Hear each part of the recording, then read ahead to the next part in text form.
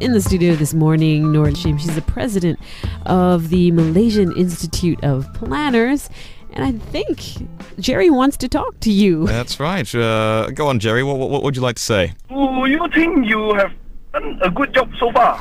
That's the problem about being a town planner. They blame you for everything, every problem. Really? A lot of people blame you? Before I listened to the radio, I didn't know that we have town planners. Wow, okay. Really? I know that developers have town planner. They develop and then they lay out the road and blah blah blah, things like that. Yeah. But I didn't know KL have. Yeah, there are about 1,000 over of us here in Malaysia. So you thought what? Just kalang kabut just happened by accident, right? Yeah, I thought the road they lay go straight then turn left then turn left turn right, turn left. I know. Okay.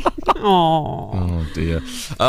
Yes. Well, it does sometimes appear that way, doesn't it? And I guess this is what you were saying earlier. There's so many people planning that sometimes it doesn't always mesh together. Is that right? Yeah. Well, actually, the town planners, for the roads, for example, we don't really plan the roads except for if they are in the township level. Okay. Yeah. Some of the highways, for example, they are planned by the highway planning units. Yeah.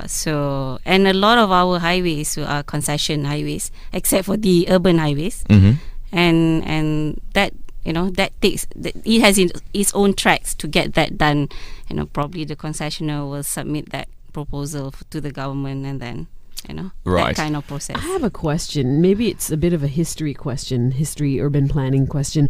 When the founding fathers of our lovely city, Kuala Lumpur, were planning it, why did they not follow, like in most major cities, that the grid system, everything, No, I think in a grid? If you look at the old part of the city, where we all started, that's the Jalan Tunku Abdul Rahman, even where the convergence of the river are. It's quite grid, actually, that small that area. Yeah, that's where it all started. But I guess the city grew very fast, you see, when it did. And that's where normally, when you do not control growth, you do not have a proper plan for that growth, that's where it gets a little bit Kalang kabut, as Will said. Yeah. It's See, amazing. You can't speak Malay. You see, I coined that phrase this morning, and I'm the one who doesn't really know what it means. It's great. Okay, but you know what? Recently, I know that as I was driving along, or stuck in jams along the roads into KL, there was actually a big sort of town plan or KL city plan. Yeah. There were these little banners up saying that there was so going to be an expo on that, asking people to come and take a look and give their comments. What was that all about, actually? It's we call it the Kuala Lumpur City Plan. It's actually a local plan. And that's actually going to be a statutory document that sort of give you the framework for development and planning for the next 13 years, because the plan is up to 2020. So the public are actually now invited, and it's going to be, the exhibition is until end of August. Okay. So it's 3 so it's not months. too late. Yeah, it's still not late, And what we want is actually everyone that's interested in the development of Kuala Lumpur to give their views. So it's a lot of things there. Transportation is one major thing there as well. And we talk a lot about that, how to integrate public transport with development and land use planning, or how to prioritize, for example, local roads.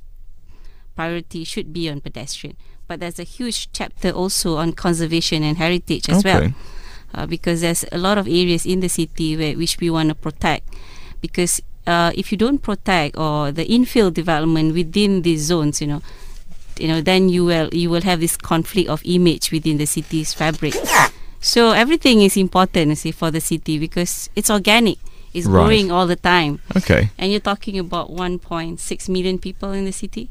Of course. Yeah. For these kind of plans and things, though, how long does it take to go from planning stage all the way up to execution stage?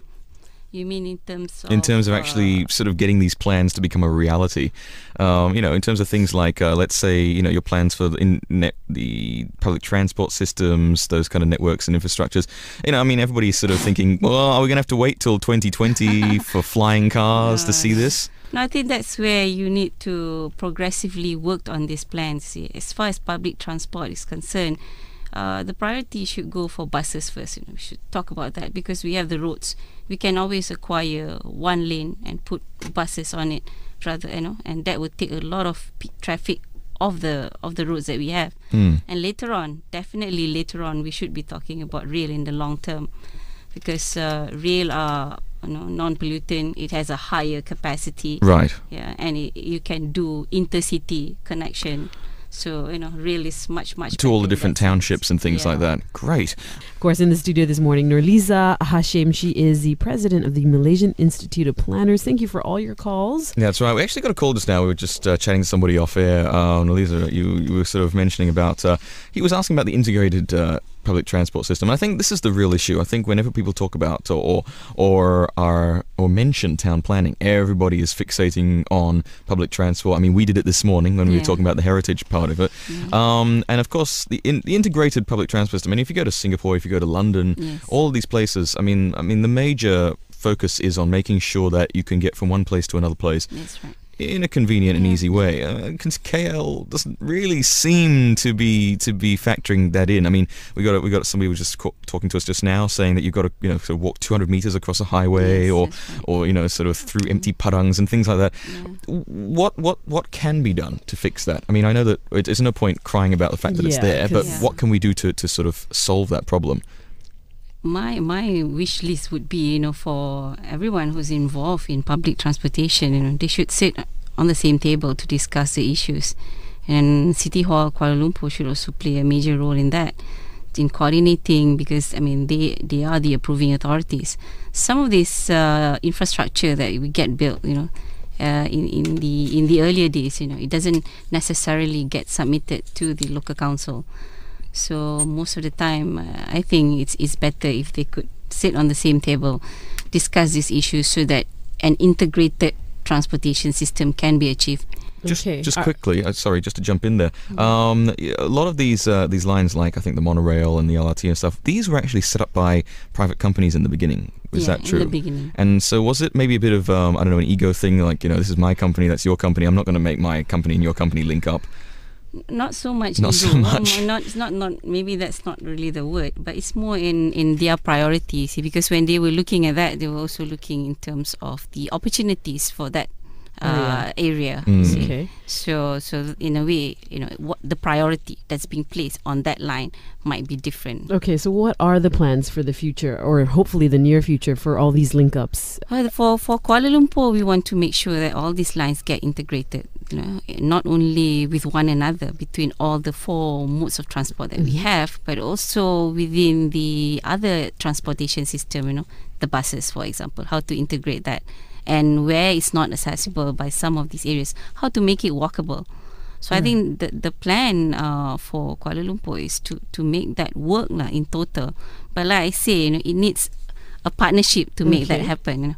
It's just not one entity alone. Okay, you mentioned off air just now something about an MRT line from Kota Damansara to Cheras. Yeah, that was in the plan. It came out. It was mentioned sometime last year. That's supposed to be a mass rapid transit line. Okay. Heavier capacity. Yeah. Is it happening?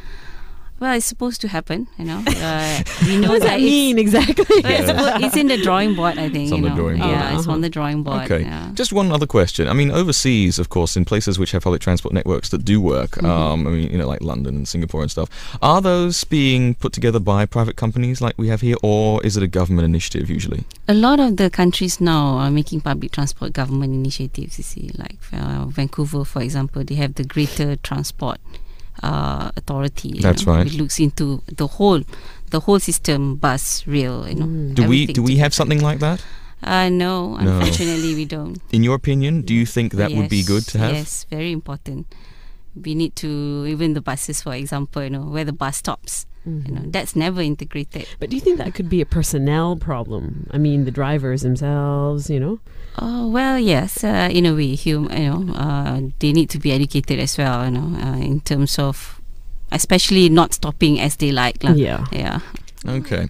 Well, I think in conclusion, we could probably say that that our infrastructure is a bit of our Malaysian heritage, actually, isn't it? It's kind of antiquated and sort of, you know, a little bit outdated in certain respects. But you know what? If people do want to come and take a look at the city plan that's coming up, it's on until the end of August. End of August. Okay. They can go online. Actually, it's on the web. Oh, okay. Or they can always go to City Hall, Kuala Lumpur. Okay. But it's better to go online because all the plans are there. What's the